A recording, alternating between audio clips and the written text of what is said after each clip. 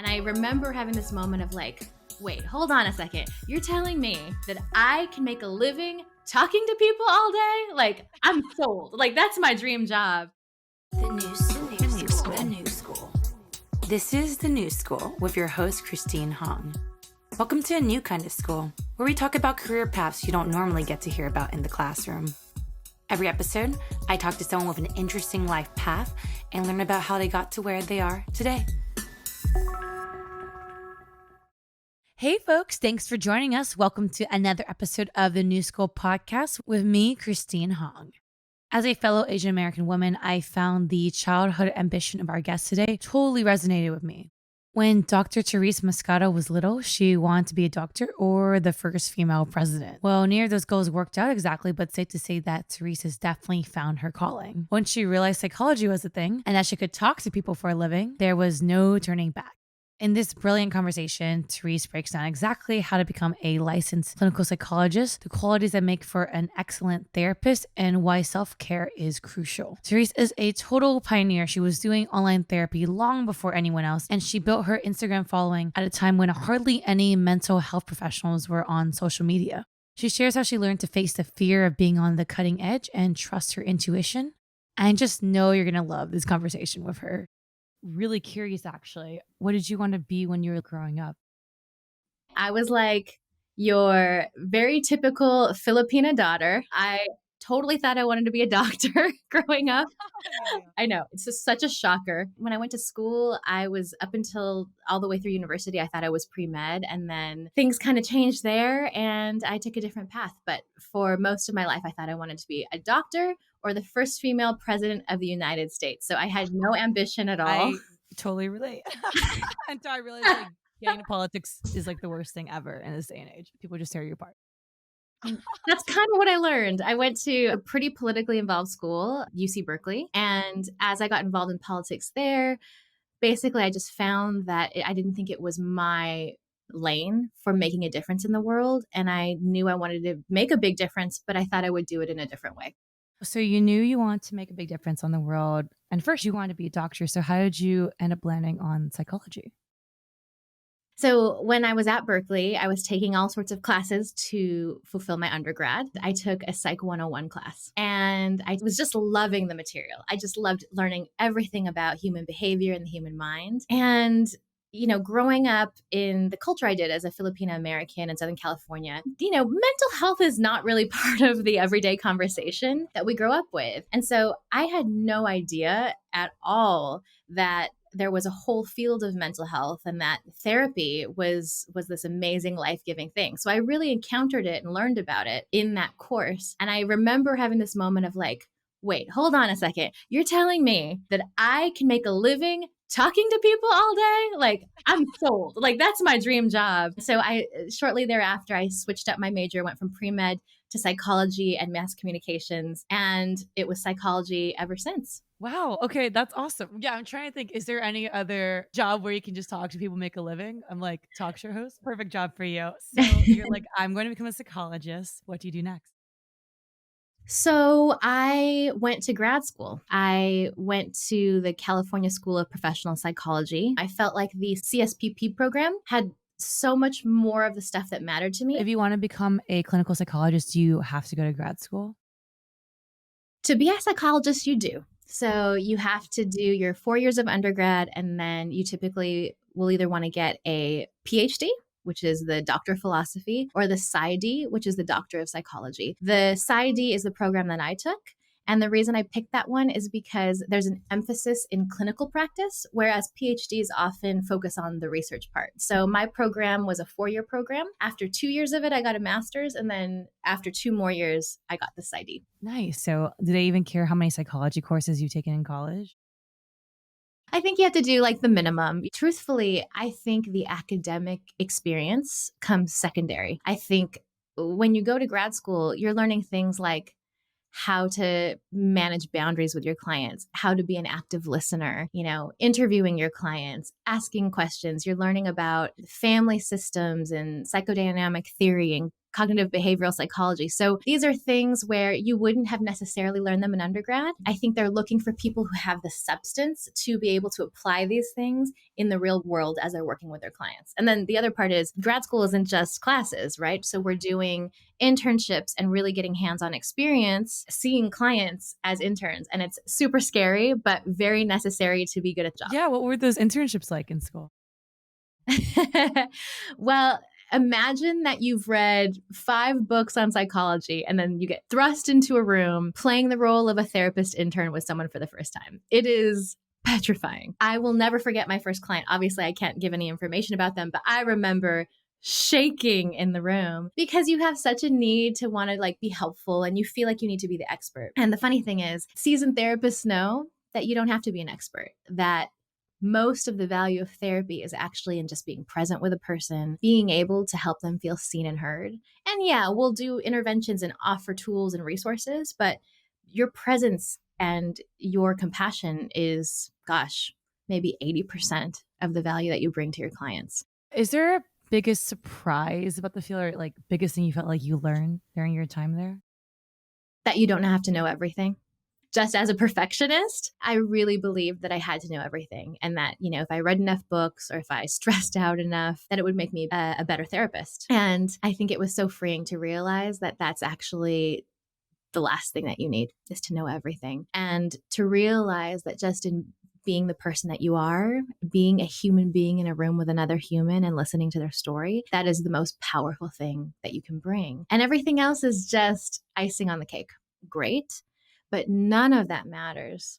None of the knowledge that you have, none of the learning that you have matters if you're not present with them and if you can't be compassionate and empathic with them. For an audience member who's looking for a therapist right now, do you have any suggestions on how they should look?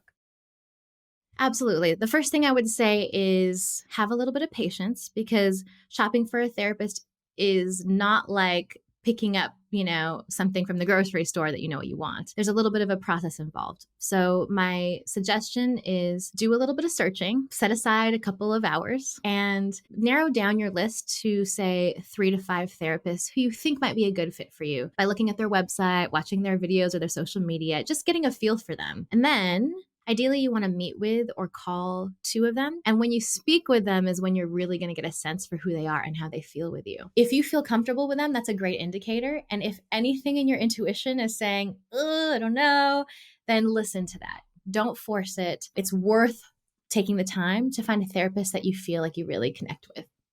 Yeah. So when you were leaving school and about to start your first real job, how did you decide what you wanted to focus on in the field of psychology?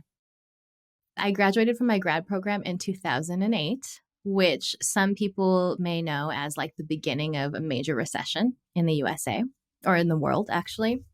I was really fortunate. I was already working in one of my internships at a community college as a learning disability specialist, which means that I was providing assessments to folks to see if they might have a learning disability so they could get special accommodations at school to help equal the playing field and help them learn. It was a really fantastic job. I was already doing it part-time as a student. And so it was a really easy transition for me. When I graduated, I basically had a job in that field already. It wasn't until later that I decided to kind of test out my life in private practice and, do the things that took me on the path to where I am today.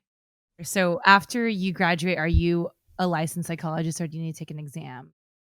When I was a learning disability specialist, I had a special certification for that didn't require me to be a licensed psychologist. When I decided to obviously practice, I did need to get licensed so that I could practice under my own license instead of working as a psychological assistant under someone else's license. And the reason you want to do that is because when you work under someone else's license, you're splitting all of your income with them. And when you work for yourself, you get to keep it all. So I took a horrible test called the EPPP. And the EPPP is like the board for medical school. It's like the most stressful exam. The EPPP is so stressful and so hard that most people take like an intensive course just to learn how to prepare for the exam. Just to give you an example of how stressed out I was about this exam, I think 2 weeks before my test date, my jaw completely froze, like it locked to where I could barely open my mouth. And I saw an acupuncturist, a massage therapist. I saw everyone I could trying to loosen the muscles that were in my jaw, thinking that there was something wrong. Well,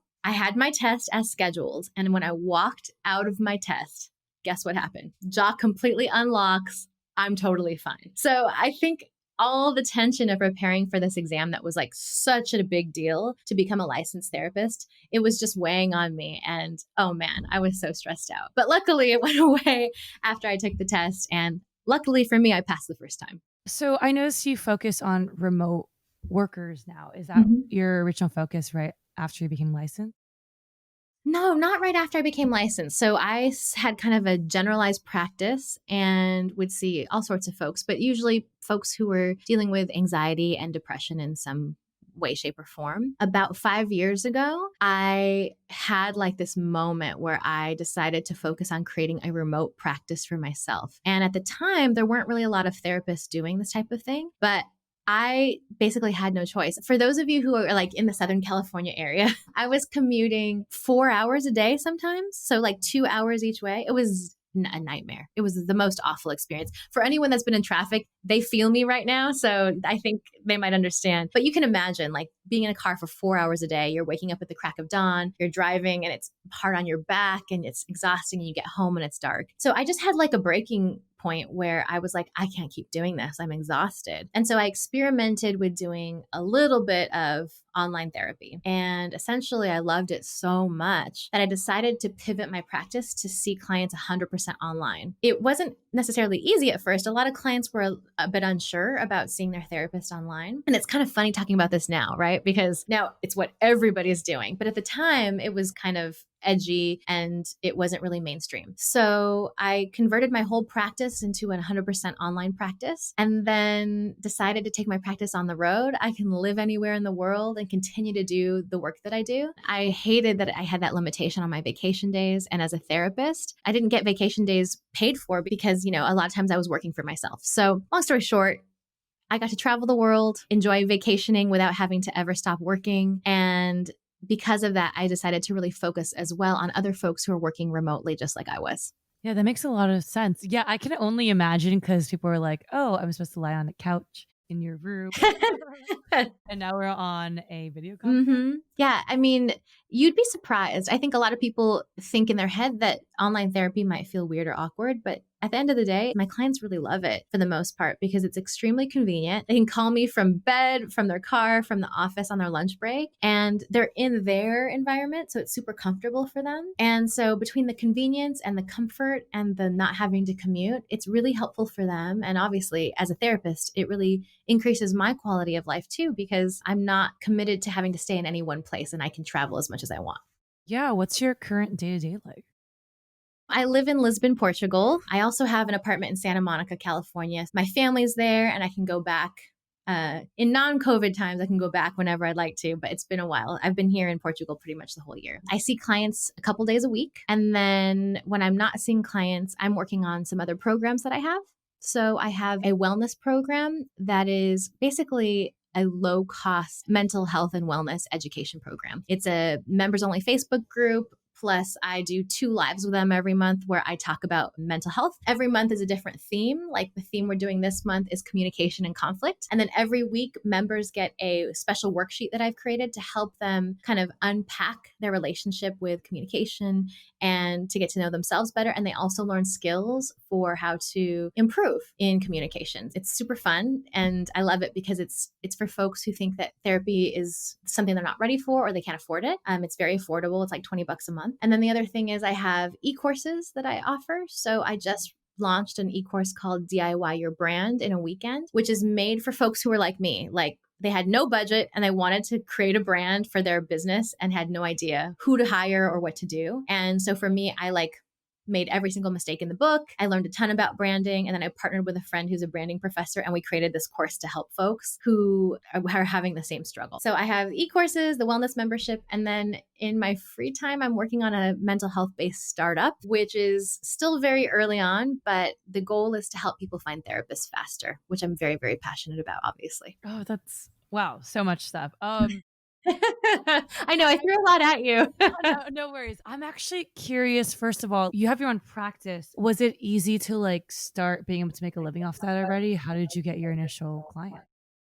There's always a little bit of like a ramping up period. So for anyone that's starting out, you kind of expect that it's going to take you anywhere from 3 to 6 months to fill your practice, and that you're going to have to spend some time and energy marketing yourself. For me, I was really fortunate because I started as a psychological assistant, so I worked under someone else's license. They referred clients to me, so they came kind of right into my practice, which was really easy and simple. I didn't have to market myself too much. And then down the road, I partnered with psychiatrists, so people who are prescribing medication, and they would send their clients to me as well to get treated for therapy. What did you do first in addition to your practice? So I'm a super multi-passionate person. Through the years, even though I've been working as a therapist for over a decade, I've usually had like some other side career. So at one point, I worked for a food tourism company as their director of business development. I worked at a church for a few years, and then I worked for a luxury chocolate company, believe it or not, as their director of sales and marketing. And I just did that because I liked the balance between having this like corporate job or this, startup job, and then getting to see clients also part-time. So I've always kind of worn those hats. It wasn't until 2018, though, that I decided to work for myself completely. So I kept my practice, but decided to invest in some other offerings to help grow my business so that I wouldn't just be reliant on seeing clients one-on-one. So the idea is that these other things are more scalable, right? So you can sell tons of online courses, you can sell tons of subscriptions, and then it would mean that it would free up my schedule so I wouldn't have to see clients one-on-one if I didn't want to.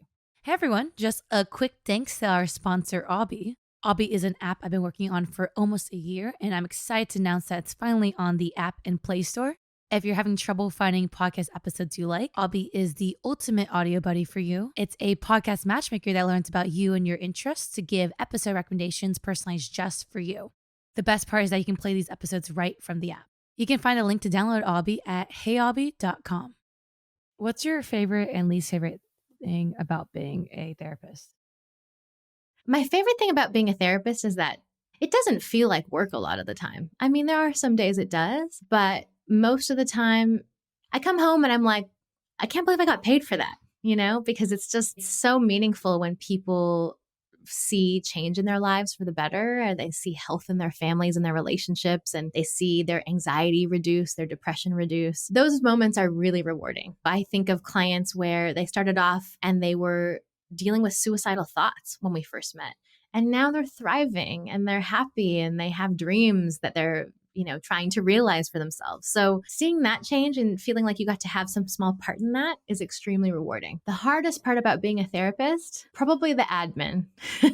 I guess a lot of people probably say this, but running a business is not what you're really taught in grad school. So you have to figure it out on your own a lot of the time. And paperwork, taking notes, all those things are such a drag because most people who want to be therapists, we don't get into it because we love paperwork and we love admin, right? So there's sometimes a pretty steep learning curve because unfortunately grad school programs aren't very comprehensive in preparing us for the business side of things.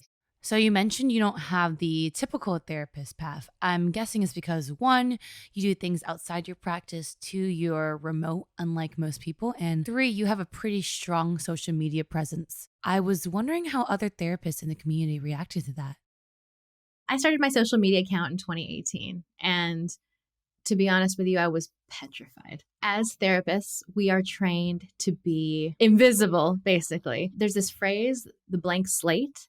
It's this idea that therapists remain completely neutral so that our clients can feel comfortable to be whoever they are without fear of judgment around us. And up until my time in school, that was very much the case. We were trained how it's professional to keep yourself off of social media and all that sort of stuff. So when I started my Instagram account in 2018, I was so afraid that my peers would judge me. And there's probably a bit of an explanation to why I felt that afraid. 1, because of my training, but 2, when I started going online with my clients, I got a lot of flack for it. And not always directly. People weren't outright mean, but my colleagues would say things like, "Oh, that's so great for you." But I could never connect with someone online. It's just not the same, right? Yeah, so I got a little bit of that shade. I felt convinced that mental health needed to be talked about on social media because it wasn't. And so when I started in 2018, I looked for other therapists that were also starting accounts in Instagram, and I could barely find anyone. I mean, there were just very, very few. But I found a small handful of other psychologists, and I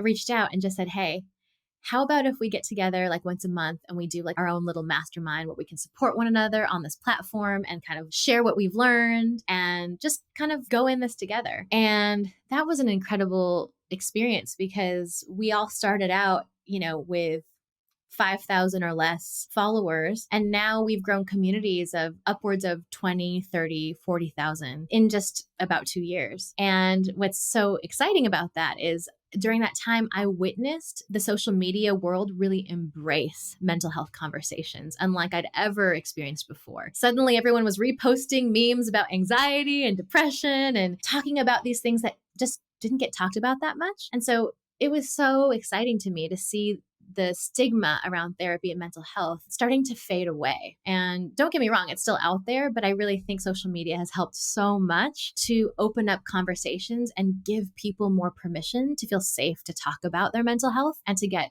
help and treatment for their mental health as well. So I would say now there's tons of therapists on Instagram. I'm like one of, thousands and thousands. And I love it. I love that people in the mental health field have started to embrace sharing educational content on social media and making a real difference in people's lives. Yeah, that's awesome. It's always hard to be the beginning of a trend. For sure. You're like, either I'm a trendsetter or I'm completely wrong. Oh my gosh, I was really thinking that I was going to be in the latter category, that like I was going to get judged and all my colleagues were going to be like, what's this person thinking? I was really afraid people would think I was conceited, like talking about myself being on camera or whatnot. But it's always interesting. People come around. So, at the beginning, I got a lot of judgment about, for example, being an online therapist or social media. And now some of those same people are asking me for advice about how to start their online practices and tips for social media. So I definitely feel like the risk was worth it because it definitely paid off. I know the pandemic has really affected therapy everywhere. BetterHelp has really taken off. Has it affected your day-to-day at all? Yes. I would say that this has been the most challenging and exhausting year to be a therapist. And one of the things I've said is that anyone who's a mental health professional in 2020 deserves an award. They really do. Because not only are we helping people navigate their trauma and grief related to COVID and the things going on with racial injustice in the world, those are the two biggest things I think that have happened this year, but there's even more, right? It's an election year. There's just so much that is weighing people down. And there's a lot of beauty in all of that too. But as therapists, this year, we're walking with other people while we're going through it ourselves. We didn't learn in school how to help people through a global pandemic, right? We were never prepared for this. And so it has really been a challenging year just in terms of the emotional burden, I think, of carrying a lot of what our clients are experiencing. And some of them are going through trauma they've never experienced in their entire lives, right? Like mass unemployment, the stress of parenting at home with kids while they're working, fears about contracting a potentially very serious virus. Whoever thought we'd be thinking about these things, 12 months ago? A lot of therapists are inundated with clients. And so that's really challenging because obviously it's great to have a full practice as a therapist, but it really sucks when there's people out there who need help and you can't help them. And there's just so much need. And so I think that's tricky. One of the good things, though, is I've never had more opportunities to be invited to speak at places about mental health. I'm working with a lot of startups and talking about coronavirus grief and anxiety and coping. So I really do think this year has opened up more conversations about mental health than ever before. And that's great for me. I'm just challenged sometimes with making time for everything. Yeah, because you mentioned a lot about how fulfilling therapy can be and like watching someone really improve. Mm-hmm. Has there ever been just like really struggles where your clients don't seem to be improving or like even getting worse? It's really hard. Part of what we're trying to do, though, is obviously we care about our clients, but we don't necessarily allow ourselves to be more burdened by their burdens than they are. So it's about having boundaries and recognizing that we're not 100% responsible for our clients. We are an instrument to their health and healing, but it's not all on us. But it's really hard when clients are stuck or when they're suffering more than they ever have before. And truthfully, a lot of the times I'm not offering them any solutions they haven't already thought of, right? Because there's only so many things you can do in a crisis situation. But it's letting them know they're not alone, letting them know that the pain and the stress they're going through is normal for anyone going through what they're going through, and letting them know that someone cares. And those three things alone are very impactful. And the challenges, they just don't last forever is what I've learned. So even when someone goes through a really low point, it just doesn't last forever. It does eventually lift, or the situation changes, or we learn new ways of coping. And so there's always hope that it can get better. Yeah. Are there any concerns you had about getting into this field, or you think most students in psychology tend to have before they go in? I don't know if I had huge concerns because I was so excited about it, but certainly the number one question that comes up is, do you take your work home with you? How do you not feel awful when your clients are depressed all day? Isn't that hard? And I always kind of chuckle when I get that question because it's totally a valid question. I understand why people think about it, but it's also what we are trained to learn to cope with. And a huge part of being a good therapist is a lot of really good self-care. So therapists go to therapy, right? Therapists, when they're practicing self-care well, are making sure they're sleeping well and eating well and exercising, making sure they have support from their friends and loved ones. And so that's a huge part of doing our job well, is making sure that we have all the healthy outlets so that we don't get weighed down by the things that come up in our job. Yeah, that makes a lot of sense. I think that's like with any job, really. Yeah. I'm actually kind of curious, what's the difference between a psychologist and a therapist? Great question. So there's a couple of different degrees that can allow you to be a type of counselor. A psychiatrist is a physician who goes to medical school. So they're an MD or a DO, and they learn about mental health, but they focus a lot on the prescription of medication. So appointments with psychiatrists are typically, not always, but they're typically like 15 to 30-minute appointments. It's talking about meds, and they will suggest that you see a therapist. Psychologists have the highest level of education when it comes to the different types of people that practice therapy. So as I mentioned, we have like 8 years total of school, 4 years of undergrad, 4 years of grad school. And then you have some other degrees as well that can practice as therapists. So you have MFTs, marriage and family therapists, licensed professional counselors, and social workers. And they have usually a little bit less training, still extremely well trained, but just their programs are oriented a little bit differently. So it's a program that might be more condensed, like 2 or 3 years. I would say that you can get great treatment from any of those types of therapists. It really just depends on what you're looking for. Is a psychologist who's gone to school more necessarily better than a MFT or a social worker? Not necessarily. I would look more at what their experiences are and also their specialties. So, if you're dealing with panic attacks and you have an option for a MFT that specializes in panic attacks or a therapist who's more general, I would go for the specialist. What is the most difficult decision you've had to make to turn your passions into a career? Not going along with what everybody else is doing. That's really hard because as human beings, we want to fit in. We want to just follow the pack, I think. And so a lot of the things that I was most passionate about, I hadn't seen other people do them like that necessarily before. And so I didn't have someone to look up to go, okay, well, they've done it, so I'm going to follow in their footsteps and this is okay. A lot of the times I would be that person more on the frontier, the edge of things, or maybe the first or second person to do something that I knew of. And so it's scary being out there all by yourself, right? And you don't have someone necessarily that can tell you, hey, what you're doing is right, what you're doing is good. So I think trusting myself enough to go outside the scope of what had been done before and trust that my intuition about it was right. I think that's helped me the most because honestly, so many times we just want to do what we think will get us accepted by people. And I have that in me for sure. I love being accepted. I love, feeling like I'm along with everybody else, but it pays to be an outlier. It pays to do things differently than everybody else. And you have to kind of find the confidence within yourself to go out on a limb. I completely agree. I think people don't talk about this enough, right? We talk a lot about pursuing dreams. We talk a lot about ambition, especially in American culture, but we don't do a lot of preparing people for how hard it can be and how lonely it can be. And I certainly agree with you. Like, I think being an entrepreneur is one of the most challenging things because you're not necessarily getting that affirmation and validation that you're doing things right all the time. Because if you're building something new, people might not know, the value of what you're doing, right? If you're breaking new ground, people might not appreciate what you're doing. So yeah, I think anyone that has a dream they're chasing, they know exactly what you're talking about. And it can be some hard days for sure. Yeah. So that sounds like the best thing you feel like you did for your career. I was wondering, is there any big mistake you felt like you made? I would say that the thing that has held me back the most is probably caring too much about what other people think. I don't know if that sounds cliche, but it's true.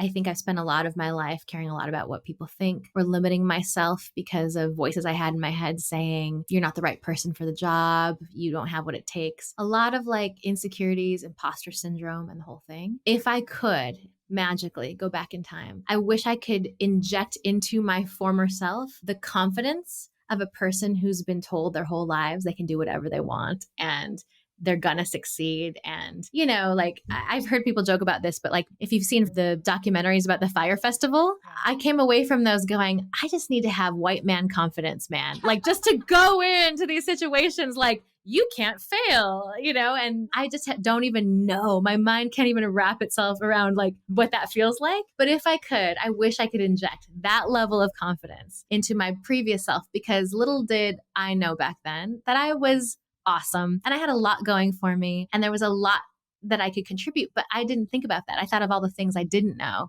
And I thought of all the people who were better than me and compared myself a lot. So I would say caring what other people think, comparing. Oh my gosh.